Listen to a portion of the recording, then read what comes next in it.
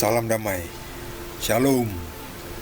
Kita teruskan dengan kitab Roma, surat Rasul Paulus kepada umat di Roma, bab 5 dengan judul perikop hasil pembenaran. Sebab itu, kita yang dibenarkan karena iman, kita hidup dalam damai sejahtera dengan Allah oleh karena Tuhan kita Yesus Kristus. Oleh Dia kita juga beroleh jalan masuk oleh iman kepada kasih karunia ini. Di dalam kasih karunia ini kita berdiri dan kita bermegah dalam pengharapan akan menerima kemuliaan Allah. Dan bukan hanya itu saja, kita malah bermegah juga dalam kesengsaraan kita, karena kita tahu bahwa kesengsaraan itu menimbulkan ketekunan, dan ketekunan menimbulkan tahan uji, dan tahan uji menimbulkan pengharapan. Dan pengharapan tidak mengecewakan, karena kasih Allah telah dicurahkan di dalam hati kita oleh Roh Kudus yang telah dikaruniakan kepada kita. Karena waktu kita masih lemah, Kristus telah mati untuk kita orang-orang durhaka pada waktu yang ditentukan oleh Allah. Sebab tidak mudah seorang mau mati untuk orang yang benar, tetapi mungkin untuk orang yang baik ada orang yang berani mati. Akan tetapi Allah menunjukkan kasih-Nya kepada kita oleh karena Kristus telah mati untuk kita ketika kita masih berdosa. Lebih-lebih karena kita sekarang telah dibenarkan oleh darah-Nya, kita pasti akan diselamatkan dari murka Allah. Sebab jikalau kita ketika masih seteru diperdamaikan dengan Allah oleh kematian anaknya, lebih-lebih kita yang sekarang telah diperdamaikan pasti akan diselamatkan oleh hidupnya. Dan bukan hanya itu saja, kita malah bermegah dalam Allah oleh Yesus Kristus Tuhan kita. Sebab oleh Dia kita telah menerima pendamaian itu. Demikianlah sabda Tuhan. Di surat Rasul Paulus kepada jemaat di Roma ini, kita melihat bagaimana kita sudah ditebus oleh Tuhan Yesus. Kita boleh bermegah karena kita mendapatkan kasih karunia. Jadi bukan berdasarkan hukum, tapi kita berdasarkan kasih karunia. Kalau hukum itu soal adil, tidak adil, soal timbang-timbangan, ya.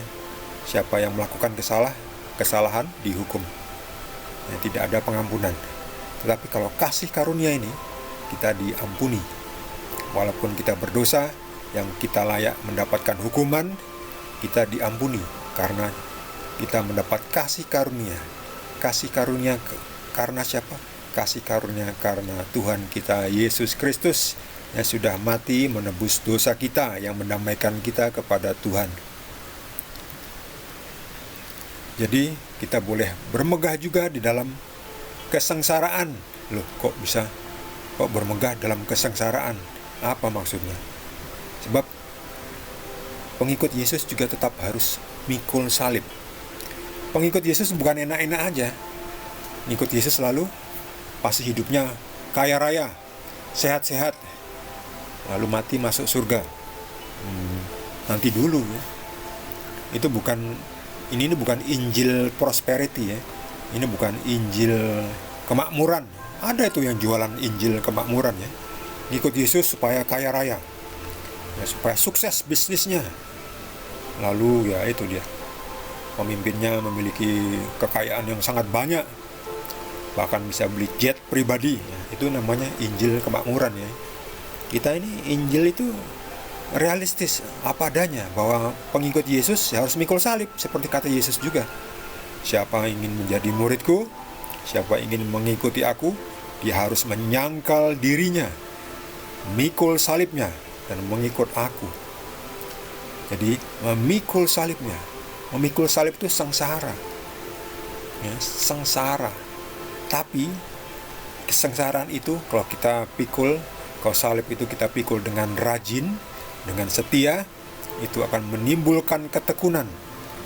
Dan ketekunan menimbulkan tahan uji, dan tahan uji menimbulkan pengharapan. Pengharapan kepada Tuhan Yesus, mendapatkan keselamatan nanti, kebahagiaan abadi, di mana di kerajaannya di surga kita tidak lagi harus pikul salib. Jadi kita hanya akan berbahagia, bergembira bersama Tuhan Yesus di surga. Sebab kita sudah ditebus oleh Yesus yang mati untuk kita ini, orang-orang yang banyak dosa, yang durhaka. Kenapa Yesus mau mati untuk kita, orang berdosa? Padahal tidak mudah seorang mau mati untuk orang yang benar, apalagi orang yang salah. Seperti kita semua ini, kita ini orang salah. Siapa yang mau mati untuk orang yang salah? Siapa yang mau mati untuk penjahat? Siapa yang mau membela penjahat? Kita mempertaruhkan nyawa, memberikan nyawa untuk orang yang jahat. Tetapi mungkin untuk orang yang baik ada orang yang berani mati, yaitu. Jadi apa bedanya baik dan benar? Ya, baik belum tentu benar ya, tergantung versi siapa dulu. Bagi orang-orang jahat, baik itu misalnya mencuri itu baik ya, bagi orang jahat ya. Tapi itu tidak benar ya. Bagi Tuhan tidak benar itu. Kebenaran itu sendiri versi siapa dulu ya? Versi dari Tuhan yang lain-lain itu yang nggak jelas. Itu kebenaran versi mereka ya. Tapi itu bukan kebenaran yang sesungguhnya. Kebenaran yang sesungguhnya itu dari Tuhan yang benar ya. Dari siapa ya? Dari Tuhan Yesus. Dari pencipta langit dan bumi, itulah kebenaran yang sesungguhnya ya. Kristus sudah mati untuk kita, menebus dosa kita karena kita orang berdosa.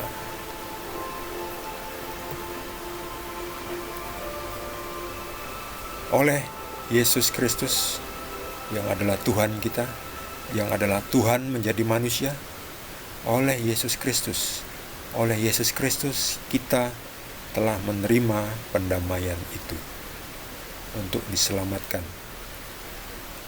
Ya, diselamatkan oleh Tuhan Yesus dengan mati di kayu salib. Jadi Yesus benar mati di kayu salib.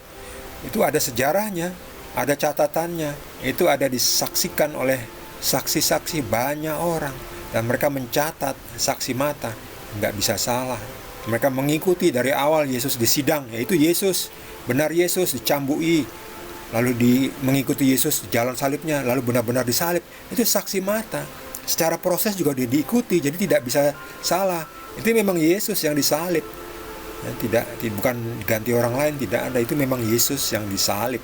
Saksi mata ada, dicatat dengan baik oleh para saksi mata itu. Jadi semuanya itu sejarah yang benar ya. Sejarah kejadian nyata 2000-an tahun lalu. Yesus disalibkan untuk menyelamatkan kita manusia yang berdosa. Nah, sekarang tinggal apakah kita mau menerima Yesus yang adalah satu-satunya yang bisa menyelamatkan kita. Nggak ada yang lain ya. Ya, satu-satunya orang, satu-satunya nama yang bisa menyelamatkan kita ya Tuhan sendiri. Tuhan menjadi manusia untuk menyelamatkan kita. Siapa itu? Tuhan Yesus. Nggak ada yang lain. Jadi oleh Yesus Kristus kita telah menerima pendamaian itu. Sebab Yesus Kristus adalah Tuhan kita, Juru Selamat kita. Bagi saudara yang mendapatkan tambahan penjelasan dari Roh Kudus, boleh juga berbagi dengan kita semua. Bagi yang belum subscribe, jangan lupa di subscribe dan juga di like. Kita akan lanjutkan dengan perikop berikutnya. Masih dari surat Rasul Paulus kepada jemaat di Roma. Terima kasih. Tuhan Yesus berkati kita semua.